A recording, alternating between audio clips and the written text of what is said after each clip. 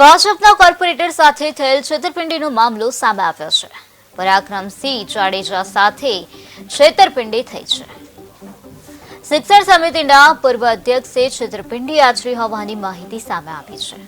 દિલીપસિંહ અને તેના ભાગીદારો સામે ફરિયાદ નોંધાવવામાં આવી છે।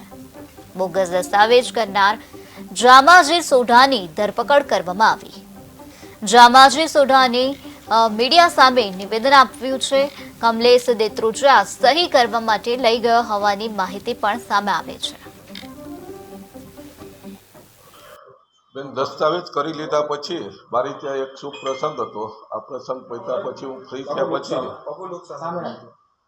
જમીન ઉપર મેં મારા મેનેજરને મોકલી અને ત્યાં 2 ટ્રેક્ટર મોકલેલા ખેડવા માટે થઈ।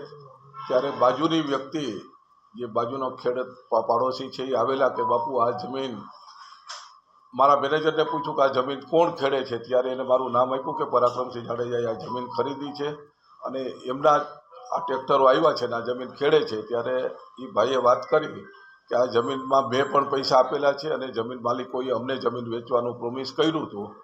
એનો મને ફોન આવતો, મેં ફોન ઉપર વાતચીત કરી અને બીજે દિવસે રૂબરૂ બોલાવ્યા। રૂબરૂ મળતા મેં મારા ડોક્યુમેન્ટ બતાવ્યા કે આ દસ્તાવેજ કરેલા છે, તમારા ડોક્યુમેન્ટ હોય તો આપો। તો એને કીધું મેં દસ્તાવેજ નથી કર્યો, પણ આ લખાણ મને કરી દીધું છે ને આટલા પૈસા મેં ચૂકવ્યા છે। એટલે મેં તરત જ તે જેની પાસેથી વચ્ચે રહી અને જેને જમીન મને આપેલી, દિલીપસિંહ અને કમલેશ, એ બંને જણાને બોલાવ્યા। એ બંનેએ કીધું કે હા, એની પાસેથી અમે જમીનના પૈસા લીધા હતા પણ ટાઈમે પૈસા નથી આપ્યા, એટલે અમે એને પરત પૈસા આપી દેવાના। કોણે કીધું? તમને ખબર છે કે આ બોગસ દસ્તાવેજ? રાજુભાઈ તમને ખબર હતી કે આ રીતે બોગસ? કમલેશભાઈ નાના પણ તમને ખબર હતી? ના ખબર નથી, એમની છેતરીને બોલાવેલા છે। તમને ચેતરીને બોલાય? હા, શું કહીને બોલાય? ઘેરે આયા બોલાવા, ટ્રેક્ટર હું લોનમાં લાવ્યો હતા કે તમારે ટ્રેક્ટર લોન માફ કરી દઉં। રાજકોટના જેતપુરમાં બીઓબીની બ્રાન્ચમાં કામ કરતા કર્મચારી દ્વારા ઠગાઈ આચરવામાં આવી છે। ક્રેડિટ કાર્ડની લિમિટ વધારીને લાલચ આપવામાં આવી। ક્રેડિટ કાર્ડમાંથી બારોબાર નાણાં ઉપાડવામાં આવ્યા છે। ત્યારે આ સમગ્ર મામલે પોલીસ મથકમાં ફરિયાદ નોંધાવવામાં આવી છે। અત્યાર સુધીમાં પોલીસે એક આરોપીને ઝડપી પાડ્યો છે અને કોર્ટ દ્વારા 3 દિવસના રિમાન્ડ મંજૂર કરવામાં આવ્યા છે। પૂછપરછ કરવામાં આવી ત્યારે કરેલ પૂછપરછ બાદ હજુ પણ વધુ ફ્રોડ સામે આવે તેવી શક્યતા છે।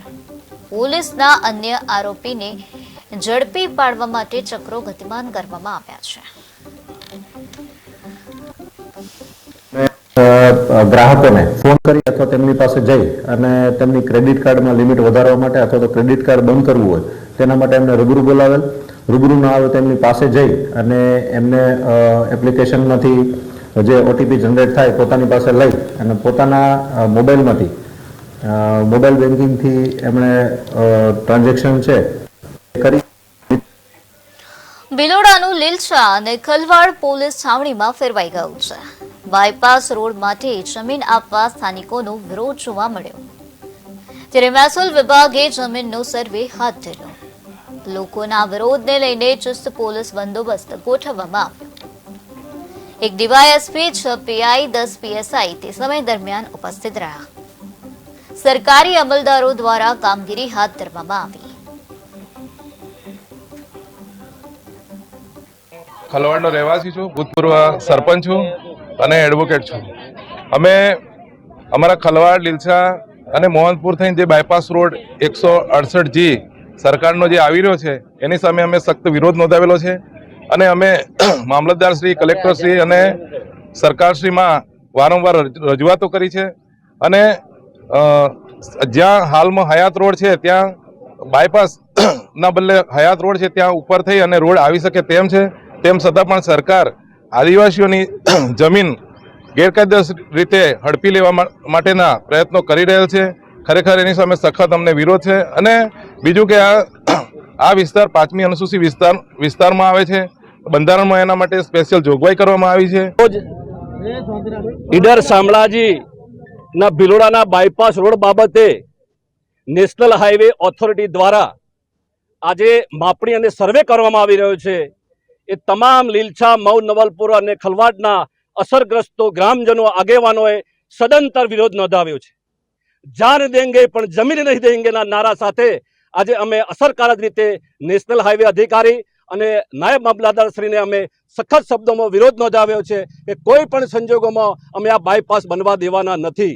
રાજ્ય સરકાર અને વહીવટી તંત્રને બે હાથ જોડીને વિનંતી કરીએ છીએ કે આદિવાસી સમાજ એ ગરીબ સમાજ છે, પછાત સમાજ છે, એ પીડિત શોષિત સમાજની પડ્યા પર પાટું મારવાનું નિર્માણ કરતી હોય તો સરકાર ત્યારે આ ફેર વિચારણા કરે.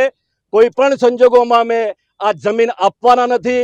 અસરગ્રસ્તોને વિશ્વાસમાં લઈ અને કોઈ પણ કાર્ય કરવામાં આવે માટે અમારી લાગણી અંગે માગણી છે કે રાજ્ય સરકાર અને કેન્દ્ર સરકાર અને નેશનલ હાઈવે ઓથોરિટી અને પ્રાંત સાહેબ ફેર વિચારણા